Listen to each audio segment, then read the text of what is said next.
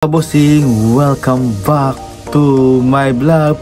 So for today's video nga mga kabusing, ang pag-uusapan natin ngayon ay ang Mr. International 2024. Maglalabas pa ako ngayon ng pictures kung sino yung pasok o ligwak mga kabusing para sa swimsuit nila mga kabusing. Kung pasok ba sa top 10 or ligwak mga kabusing. So panoorin po natin mga kabusing yung pictures dito, and then sasabihin ko kung pasok o ligwak mga kabosing sa top 10.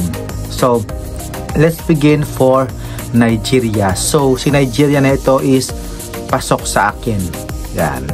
Next naman si Indonesia. Sa akin pasok na pasok talaga itong si Indonesia. Yan. Next naman si Mexico is pasok sa akin, si Mexico. Next si Venezuela, ligwak sa akin siya sa top 10.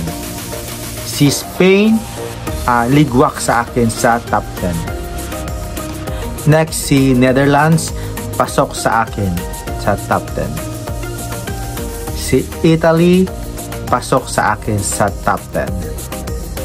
Si France, pasok sa akin sa top 10.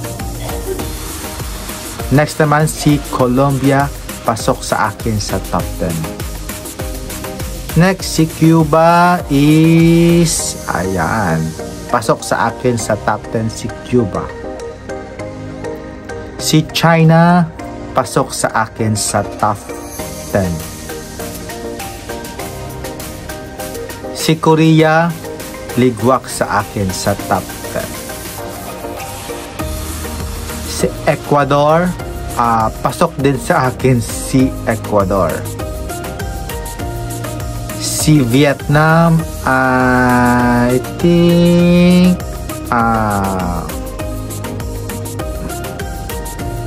let's see na nga, pasok na nga yan sa top 10 si Vietnam.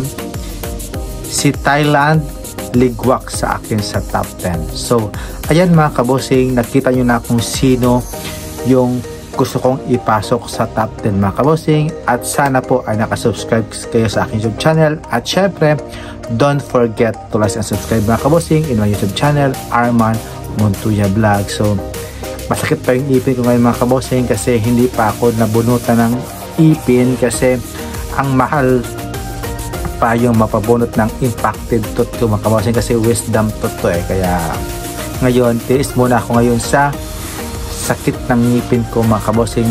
Mag-iipon muna po ng aking pambayad para maipabunot ko na yung aking impacted wisdom tooth mga kabosing. At thank you for watching mga kabosing, and see you in my next vlog. Keep safe. Bye bye.